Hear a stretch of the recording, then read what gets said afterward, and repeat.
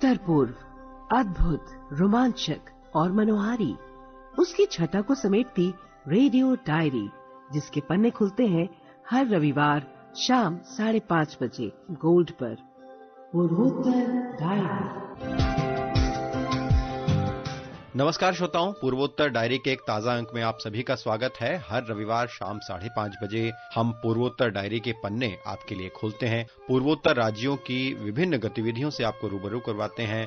खेल, संस्कृति और तमाम पहलुओं पर हमारे संवाददाताओं की रिपोर्ट्स आपको सुनवाते हैं। तो आज भी इस अंक में बहुत कुछ खास है।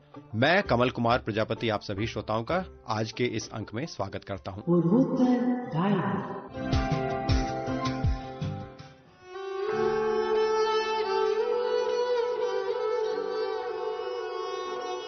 श्रोताओं, कार्यक्रम की शुरुआत में हम श्रद्धांजलि देंगे मशहूर गायक और कंपोजर जुबिन गर्ग को। जुबिन गर्ग एक प्रसिद्ध असमिया गायक थे और बॉलीवुड में भी उनका योगदान था।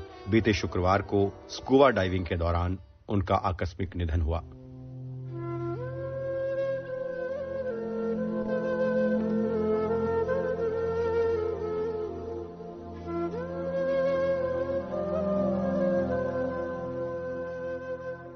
इस शुक्रवार को सिंगापुर से एक बेहद दुखद खबर सामने आई।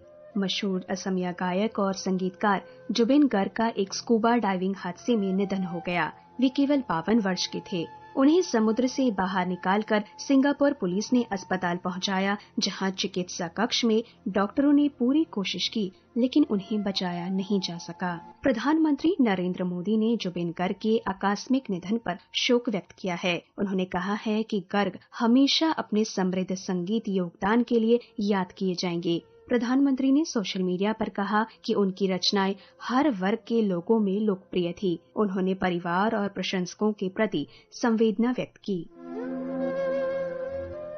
बॉलीवुड और खासकर संगीत जगत के लिए ये एक दुखदायी खबर है। गायक जुबिन नौटियाल ने सोशल मीडिया पर उनकी तस्वीर साझा करते हुए लिखा कि उनका संगीत हमेशा दिलों में गूंजता रहेगा। गायक पापोन ने उन्हें पीढ़ी की आवाज बताते हुए कहा कि एक भाई एक दोस्त खो दिया। संगीतकार प्रीतम ने भी इसे बेहद दुखद बताया और उनके परिवार के प्रति संवेदना व्यक्त की। जुबिन गर्ग सिंगापुर में चौथे नॉर्थ ईस्ट इंडिया फेस्टिवल में हिस्सा लेने पहुंचे थे, जो 20 और 21 सितंबर को आयोजित होना था। घटना से कुछ ही घंटे पहले उन्होंने सोशल मीडिया पर एक वीडियो साझा कर प्रशंसकों को इस उत्सव में आने का निमंत्रण दिया था। उन्होंने बताया था कि इस आयोजन में पूर्वोत्तर भारत के कृषि उत्पाद, शिल्प या चाय अनुभव, नृत्य, फैशन शो और संगीत कार्यक्रम प्रस्तुत किए जाएंगे। जुबिन गर्ग 20 तारीख की शाम लोकप्रिय हिंदी, बंगाली और असमिया गीत गाने वाले थे। असम और पूरे पूर्वोत्तर में जुबिन गर्ग को सुपरस्टार का दर्जा प्राप्त था।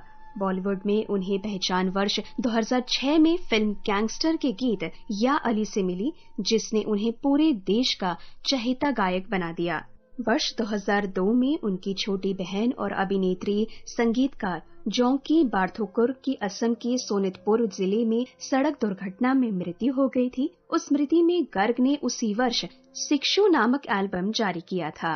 जुबिन गर्ग का विवाह फैशन डिजाइनर और कॉस्ट्यूम डायरेक्टर गरिमा सैकिया गर्ग से हुआ था। आज वे संगीत की दुनिया और अपने चाहने वालों को अपूरणीय क्षति देकर चले गए हैं।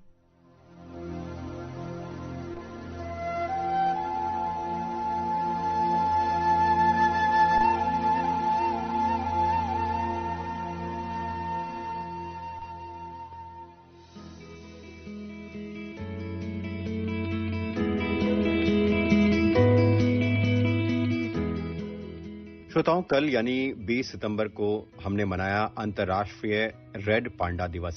लाल पांडा ये एक विशेष जीव है और खास तौर पर पूर्वोत्तर क्षेत्र के लिए इसका इस तरह से महत्व है क्योंकि अरुणाचल प्रदेश और सिक्किम में रेड पांडा पाया जाता है। रेड पांडा हमारे इकोलॉजिकल सिस्टम के लिए बहुत महत्वपूर्ण जीव है। इसकी निर्भरता बांस पर होती है, यानी बांस इसका भोजन होता है और यदि ये जीवित रहता है और इसे बचाया जाता है तो पूर्वोत्तर राज्यों और तमाम ऐसे क्षेत्र जहां ये पाया जाता है वहां की जंगलों की भी सुरक्षा होती है।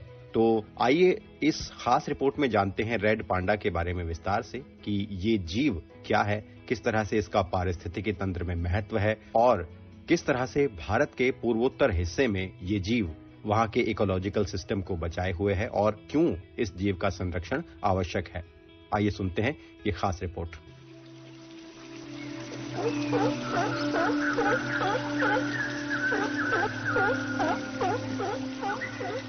हर साल सितंबर के तीसरे शनिवार को अंतर्राष्ट्रीय रेड पांडा दिवस मनाया जाता है ताकि इस विलुप्त होते आकर्षक प्राणी के बारे में जागरूकता बढ़ाई जा सके।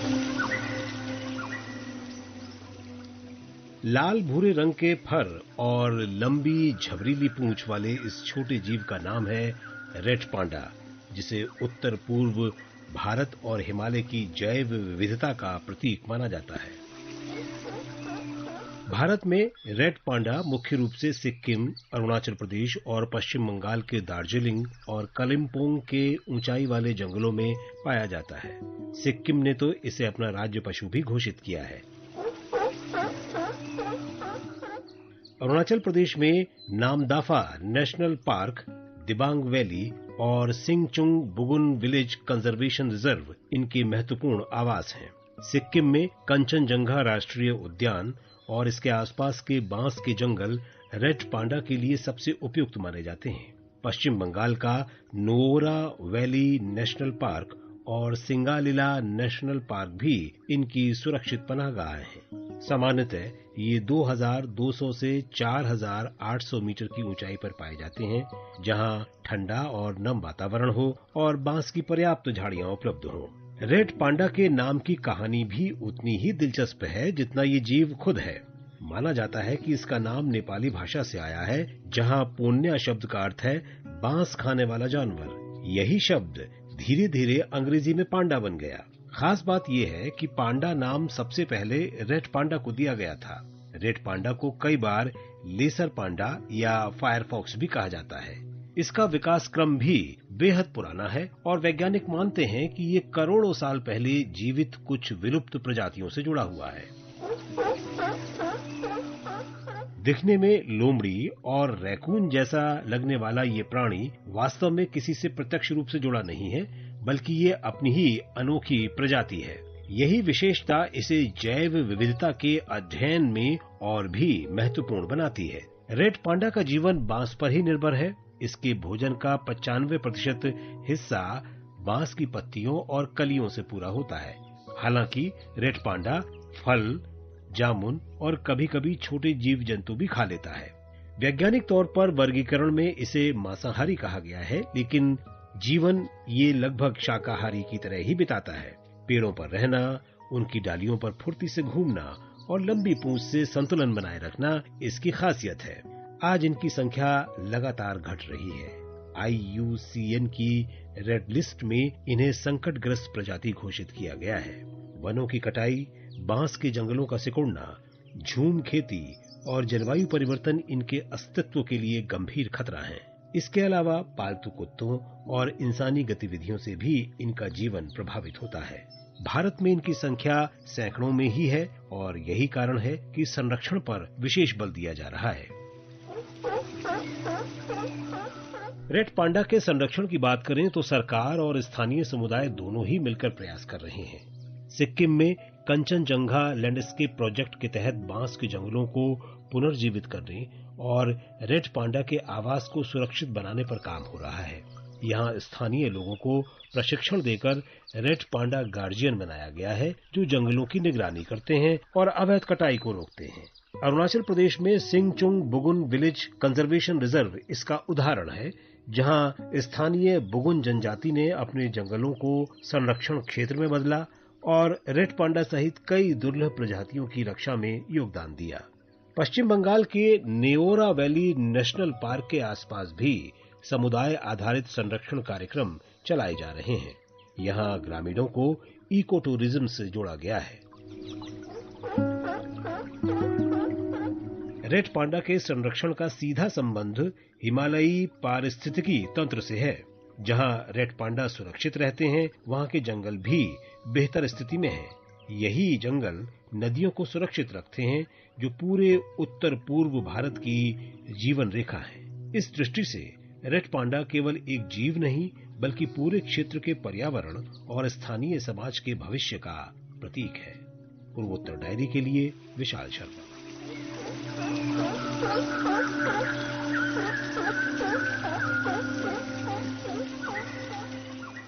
श्रोताओं, देश भर में स्वच्छता ही सेवा है ये पखवाड़ा मनाया जा रहा है और इस पखवाड़े के दौरान कई स्वच्छता से जुड़ी हुई गतिविधियों का अलग अलग राज्यों में आयोजन किया जा रहा है। त्रिपुरा में भी कई गतिविधियों का इसी तरह से आयोजन हो रहा है और मुख्यमंत्री माणिक शाह ने त्रिपुरा में एक खास कार्यक्रम में जो स्वच्छता से जुड़े हुए कर्मी हैं उनके सम्मान को लेकर विशेष बात कही और उनके योगदान को सम्मान देने और उनके योगदान के मूल्य को समझने के बारे में कुछ महत्वपूर्ण बातें कही। हमारे संवाददाता आदित्य दत्ता की आपको ये रिपोर्ट सुनवाते हैं कि मुख्यमंत्री माणिक शाह ने क्या कहा और त्रिपुरा में किस तरह से स्वच्छता ही सेवा है पखवाड़ा मनाया जा रहा है। स्वच्छ भारत का इरादा कर लिया हमने, देश से अपने ये वादा कर लिया हमने। स्वच्छ भारत का इरादा कर लिया हमने, देश से अपने ये वादा कर लिया हमने। त्रिपुरा के मुख्यमंत्री माणिक साहा ने बुधवार को लोगों से अपील की कि वो स्वच्छता कार्यकर्ताओं को उचित सम्मान दें।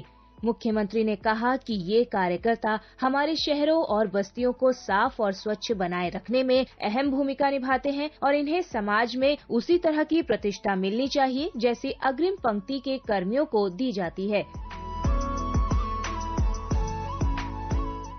मुख्यमंत्री साहा ने ये बात अगरतला स्थित प्रसिद्ध रविंद्र शताब्दी भवन में आयोजित राज्य स्तरीय स्वच्छता ही सेवा कार्यक्रम के उद्घाटन अवसर पर कही। उन्होंने कहा कि स्वच्छता कर्मचारी समुदाय के स्वास्थ्य और भलाई के लिए अनिवार्य है कि उनके योगदान को पहचानते हुए उनका सम्मान किया जाना चाहिए। इस अवसर पर उन्होंने जानकारी दी कि राज्य के 765 खुले में शौच से मुक्त गांव में से 762 गांवों को ODF प्लस मॉडल गांव के रूप में वर्गीकृत किया गया है। उन्होंने इसे राज्य की एक महत्वपूर्ण उपलब्धि बताया। मुख्यमंत्री ने ये भी कहा कि ठोस और तरल अपशिष्ट प्रबंधन के क्षेत्र में त्रिपुरा के प्रदर्शन की राष्ट्रीय स्तर पर सराहना की गई है। इसी के साथ उन्होंने जानकारी दी कि राज्य में 5 ग्रामीण प्लास्टिक कचरा प्रबंधन इकाइयां पहले से कार्यरत हैं और आने वाले दिनों में और इकाइयां स्थापित की जाएंगी। उन्होंने आम लोगों से स्वच्छता ही सेवा पखवाड़े के दौरान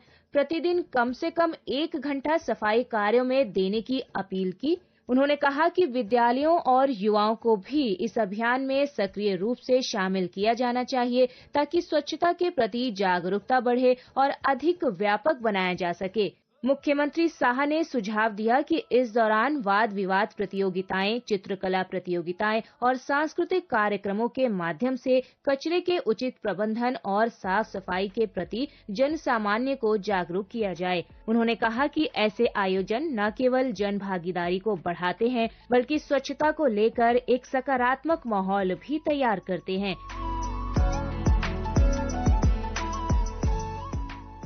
स्वच्छता ही सेवा 2025 का ये नया संस्करण बुधवार से देश भर में प्रारंभ हुआ है। ये अभियान प्रधानमंत्री नरेंद्र मोदी के 75वें जन्मदिन के अवसर पर शुरू हुआ है और इसका समापन 2 अक्टूबर यानी महात्मा गांधी और लाल बहादुर शास्त्री जी की जयंती पर होगा। ये 15 दिवसीय राष्ट्रीय अभियान लोगों को स्वच्छता के लिए सामूहिक प्रयास करने के लिए प्रेरित करता है। इस अभियान का उद्देश्य देश भर में साफ सफाई के व्यापक अभियान चलाना है, जिसमें नागरिक, संस्थान और समुदाय मिलकर काम करें। इस कार्यक्रम को केंद्रीय आवास और शहरी कार्य मंत्रालय तथा जल शक्ति मंत्रालय के पेयजल और स्वच्छता विभाग द्वारा संयुक्त रूप से संचालित किया जा रहा है। अभियान का मुख्य केंद्र है देश के गंदे, उपेक्षित और अंधेरे स्थलों की सफाई, ताकि धरातल पर साफ सफाई के मामले में परिवर्तन लाया जा सके। इस अवसर पर त्रिपुरा के उच्च शिक्षा, पंचायत और प्रशासन मंत्री किशोर बर्मन और अगरतला नगर निगम के महापौर दीपक मजूमदार सहित कई अन्य गणमान्य व्यक्ति उपस्थित थे। कार्यक्रम के अंत में मुख्यमंत्री माणिक साहा ने प्रधानमंत्री नरेंद्र मोदी को उनके 75वें जन्मदिन पर सोशल मीडिया के माध्यम से शुभकामनाएं दी। इस तरह मुख्यमंत्री साहा ने स्वच्छता कार्यकर्ताओं की भूमिका को सम्मान देने के साथ साथ समाज के हर वर्ग को स्वच्छता अभियान में भाग लेने का आह्वान किया है। भारत का इरादा इरादा कर लिया हमने, देश से अपने ये वादा कर लिया हमने, स्वच्छ भारत का इरादा कर लिया। पूर्वोत्तर डायरी के लिए अगरतला से आदित्य दत्ता की रिपोर्ट के साथ मैं सरफिरोजी। स्वच्छ भारत का इरादा कर लिया हमने, देश से अपने ये वादा कर लिया हमने।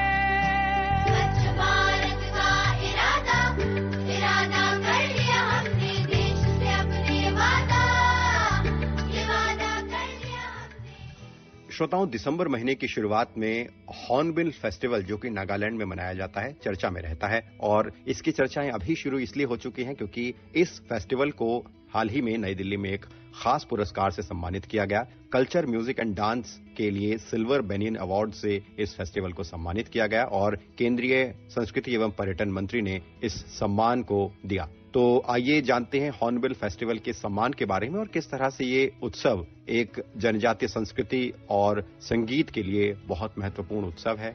हम इस खास रिपोर्ट में आपको सुनवाते हैं।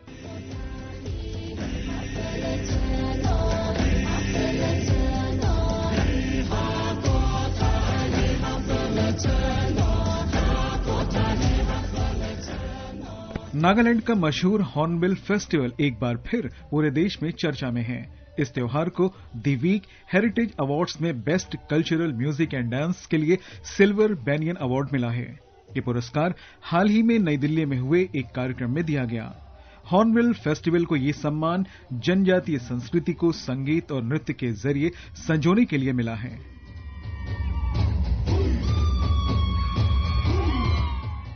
ये अवार्ड केंद्रीय संस्कृति और पर्यटन मंत्री गजेंद्र सिंह शेखावत ने दिया। उन्होंने कहा, I am really thankful for the people who are engaged in preserving and conserving our heritage, which is most valuable asset for all of us. We have to preserve and conserve our heritage and hand over to the coming generations in the position what we have received from our parents or our generations who has come before us. This is a great service to the nation, and since our country is undergoing era of culture renaissance, so what people who have been awarded are doing, it is commendable. It's a source of inspiration to many, many people. हमारी सांस्कृतिक विरासत सबसे कीमती चीज है जिसे हमें आने वाली पीढ़ियों को देना चाहिए। इस मौके पर शेरोन लॉन्गचेरी, जो नागालैंड हाउस दिल्ली में ज्वाइंट रेजिडेंट कमिश्नर हैं, उन्होंने राज्य की तरफ से ये पुरस्कार लिया। उन्होंने कहा, India is one of those few countries in the world where north, south, east to west, wherever you go, you'll be seeing and tasting and experiencing a completely diverse cultural experience. I think there are very few places or countries in the world that can boast of heritage like India. Just a small state like Nagaland with a population of little over 2 million people. Our culture itself is so diverse, and even a small state of Nagaland has something unique to offer to the cultural mosaic of the country. ये सम्मान नागालैंड की खास संस्कृति को पूरे भारत में पहचान दिलाता है। हॉर्नबिल फेस्टिवल को अक्सर फेस्टिवल ऑफ फेस्टिवल्स यानी त्योहारों का त्योहार कहा जाता है। ये हर साल दिसंबर में होता है और इसमें नागालैंड की सभी जनजातियों की रंग बिरंगी संस्कृति देखने को मिलती है। ये फेस्टिवल आज सिर्फ एक राज्य का नहीं बल्कि पूरे भारत की जीवित परंपराओं का एक शानदार उदाहरण बन चुका है।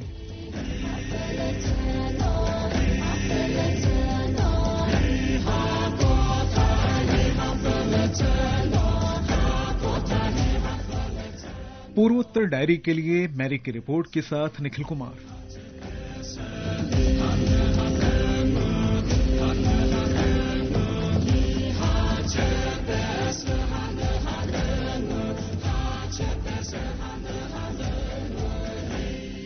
दोस्तों, आज के कार्यक्रम में हम आपके लिए पूर्वोत्तर राज्यों की संस्कृति और कला की एक रोचक यात्रा लाए हैं। ये रोचक यात्राओं की श्रृंखला में हमने पिछले कुछ दिनों बहुत सारे पहलुओं पर चर्चा की। आज बारी है पूर्वोत्तर राज्यों के खेलों की।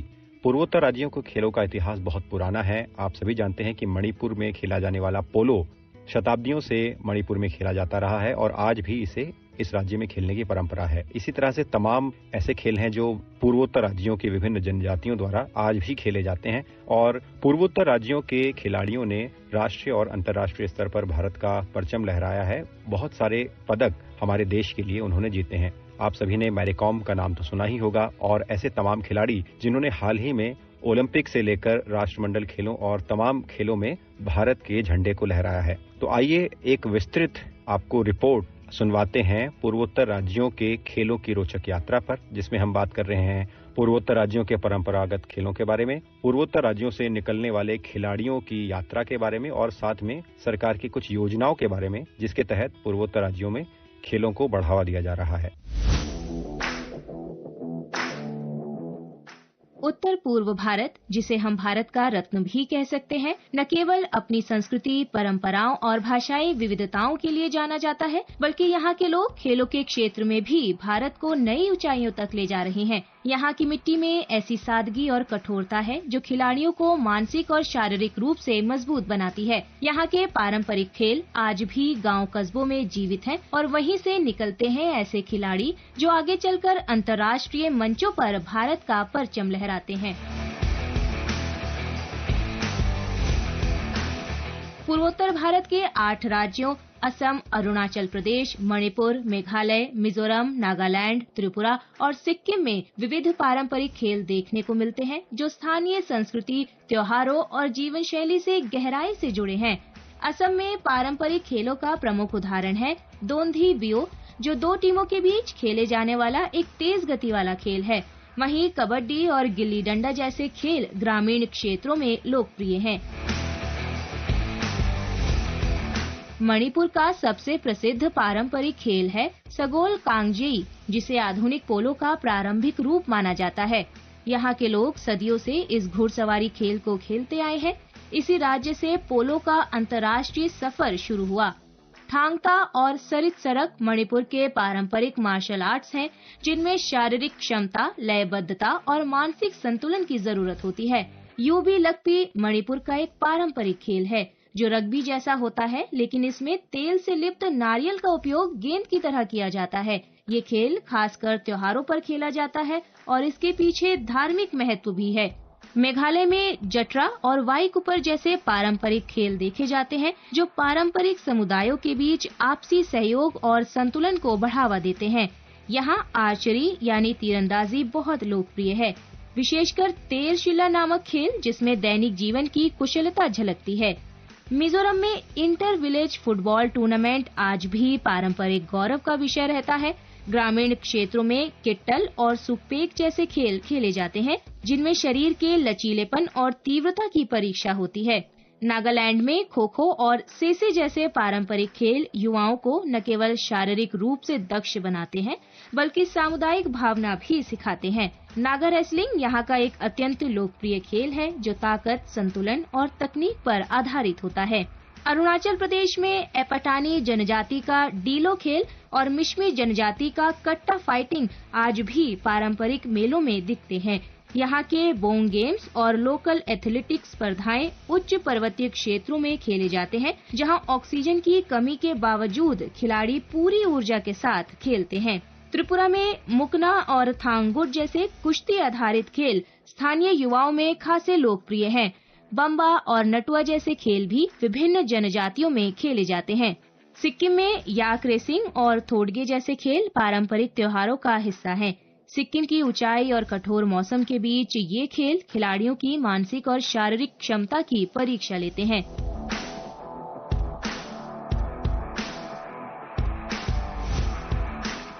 ये पारंपरिक खेल न केवल सांस्कृतिक पहचान के वाहक हैं, बल्कि खेल भावना, अनुशासन और परिश्रम के बीज भी बोते हैं। यही कारण है कि आज इन राज्यों से निकलकर कई युवा खिलाड़ी देश का प्रतिनिधित्व अंतर्राष्ट्रीय खेल मंचों पर कर रहे हैं।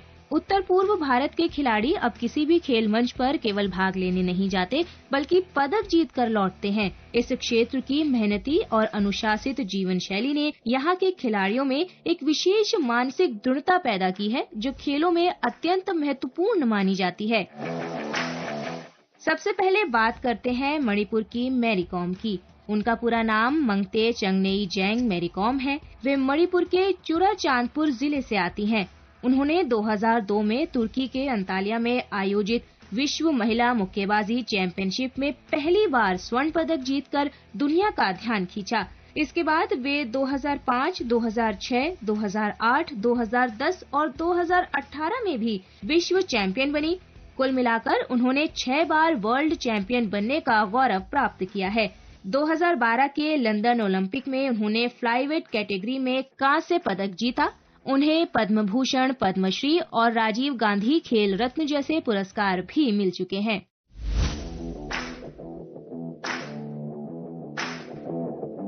अब बात करते हैं सेखोम मीराबाई चानू की, जो मणिपुर के नोंगपोंग कांगचिंग गांव से है। उन्होंने टोक्यो ओलंपिक 2020 में वेट लिफ्टिंग के 49 किलोग्राम वर्ग में रजत पदक जीतकर देश का सिर ऊंचा किया। इससे पहले 2017 में उन्होंने अमेरिका के अनाहिम शहर में आयोजित वर्ल्ड वेट लिफ्टिंग चैंपियनशिप में स्वर्ण पदक जीता था। 2022 के बर्मिंघम राष्ट्रमंडल खेलों में भी उन्होंने 201 किलोग्राम वजन उठाकर गोल्ड मेडल जीता। मीराबाई को भी पद्मश्री और खेल रत्न पुरस्कार से सम्मानित किया जा चुका है। लवलीना बोरगोहेन असम के गोलाघाट जिले से आती हैं। उन्होंने टोक्यो ओलंपिक 2020 में वेल्टरवेट मुक्केबाजी में कांस्य पदक जीता और असम की पहली महिला बनी जिन्होंने ओलंपिक पदक प्राप्त किया। 2023 में नई दिल्ली में आयोजित विश्व महिला मुक्केबाजी चैंपियनशिप में उन्होंने स्वर्ण पदक जीतकर एक बार फिर इतिहास रचा। उन्हें अर्जुन पुरस्कार और असम गौरव सम्मान से नवाजा गया। जेरेमी लालरिनुंगा मिजोरम के आइजोल से हैं। 2018 में अर्जेंटीना में आयोजित यूथ ओलंपिक में उन्होंने 62 किलोग्राम भार वर्ग में स्वर्ण पदक जीता था और वे ऐसा करने वाले पहले भारतीय वेट लिफ्टर बने। 2022 के बर्मिंघम राष्ट्रमंडल खेलों में उन्होंने 67 किलोग्राम वर्ग में कुल 300 किलोग्राम भार उठाकर स्वर्ण पदक जीता।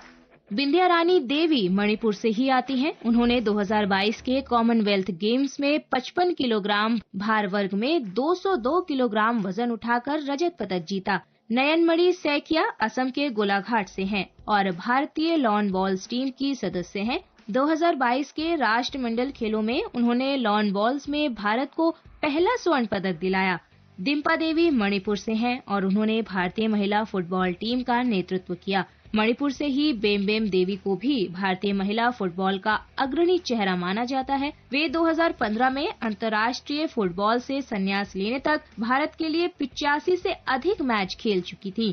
थोइबा सिंह मणिपुर से आने वाले हॉकी खिलाड़ी हैं। वे भारत के लिए 1996 के अटलांटा ओलंपिक में खेले थे। सरिता देवी भी मणिपुर से हैं। उन्होंने 2006 के दोहा एशियाई खेलों में कांस्य पदक और 2014 के इंचियोन एशियाई खेलों में रजत पदक जीता था। उत्तर पूर्वी भारत के युवाओं में खेल प्रतिभा को प्रोत्साहित करने के लिए केंद्र और राज्य सरकारों ने अनेक योजनाएं शुरू की हैं, जिनका प्रभाव अब स्पष्ट रूप से दिखने लगा है। पूर्वोत्तर भारत में भारतीय खेल प्राधिकरण के कई क्षेत्रीय केंद्र भी कार्यरत है। इम्फाल और गुवाहाटी के केंद्र वेट लिफ्टिंग, मुक्केबाजी और फुटबॉल के लिए प्रमुख माने जाते हैं। जहां एक ओर संसाधन सीमित है, वहीं दूसरी ओर लगन असीमित है। यही कारण है कि भारत की खेल नीति में अब उत्तर पूर्व एक केंद्रीय स्थान ले चुका है। पूर्वोत्तर डायरी डेस्क के लिए सरफिरोजी।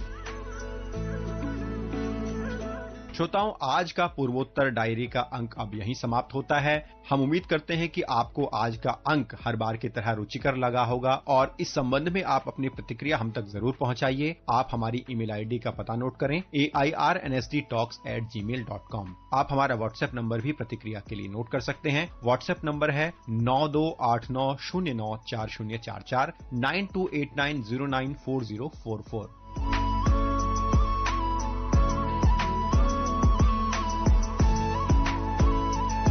हम अगले रविवार शाम 5:30 बजे आपके साथ पूर्वोत्तर डायरी का एक नया अंक लेकर फिर उपस्थित होंगे। आज के कार्यक्रम को हम यहीं समाप्त करते हैं। नमस्कार। ये कार्यक्रम आकाशवाणी के समाचार सेवा प्रभाग द्वारा प्रस्तुत किया गया। आलेख व संकलन कमल कुमार प्रजापति। प्रस्तुति सहायक दानिश जैदी। उत्तर पूर्व अद्भुत, रोमांचक और मनोहारी उसकी छटा को समेटती रेडियो डायरी, जिसके पन्ने खुलते हैं हर रविवार शाम 5:30 बजे गोल्ड पर। पूर्वोत्तर डायरी।